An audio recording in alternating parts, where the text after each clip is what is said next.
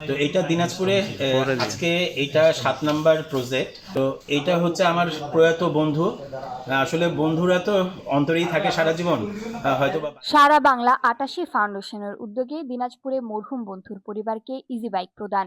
বিস্তারিত থাকছে দিনাজপুর থেকে মোহাম্মদ ফয়জার রহমানের প্রতিবেদনে। ৬ এপ্রিল সোমবার মানবতাই পরম ধর্ম এই স্লোগানকে সামনে রেখে স্বাবলম্বী প্রজেক্ট ৭ দিনাজপুরের আওতায় এবং সারা বাংলা ৮৮ ফাউন্ডেশন ও জিলা স্কুল ৮৮ ব্যাচের যৌথ উদ্যোগে সারা বাংলা ৮৮ ফাউন্ডেশন দিনাজপুর জেলা শাখার আয়োজনে প্রয়াত বন্ধু আব্দুর রহিমের পরিবারকে ইজি বাইক প্রদান করা হয়।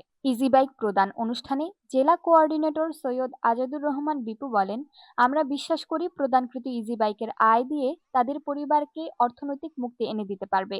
আমরা সারা বাংলা ৮৮ ফাউন্ডেশন মূলত চ্যারিটিমূলক কার্যক্রম পরিচালনা করে আসছি। পিছিয়ে পড়া অসচ্ছল বন্ধুদের সহায়তা প্রদান, তাদের সন্তানদের শিক্ষাবৃত্তি ও শিক্ষা উপকরণ, পরিবেশ ভারসাম্য রক্ষায় বৃক্ষরোপণ কর্মসূচি বাস্তবায়ন, শীতবস্ত্র বিতরণ, পবিত্র ঈদ উপলক্ষে খাদ্য সহায়তা উপহার হিসেবে প্রদান করা হয়েছে।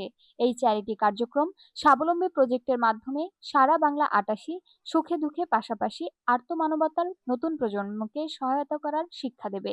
এই সময় সারা বাংলা ৮৮ ফাউন্ডেশন দিনাজপুর জেলা শাখার উপদেষ্টা চ্যানেল আই এর সাংবাদিক শাহ আলম শাহী, জয়েন্ট কোঅর্ডিনেটর মোজাহারুল ইসলাম মানিক, ইন্তেখাব আলম রিপন, মমতাজ পারভিন মম, মোস্তাফিজুর রহমান, শফিকুল হক হিরণ, মোকাররম হোসেন, আব্দুল মোস্তাক রুবেল ও আবু রায়হান ইভা।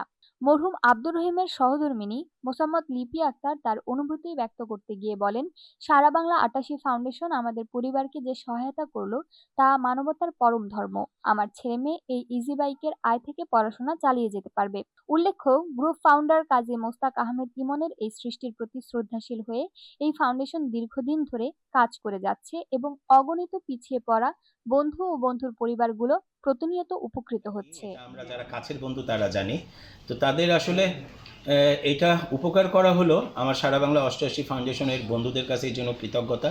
আমরা সবাই মিলে যদি একজনকে সহযোগিতা করি তাহলে আমার মনে হয় না যে আমাদের ৮৮ ব্যাচে কেউ অস্বাবলম্বী থাকবে, সবাই স্বাবলম্বী।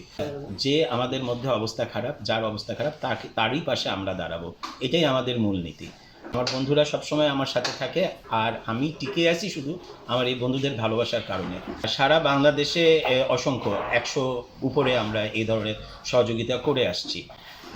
আগামীতেও এই ধরনের সহযোগিতা করা হবে।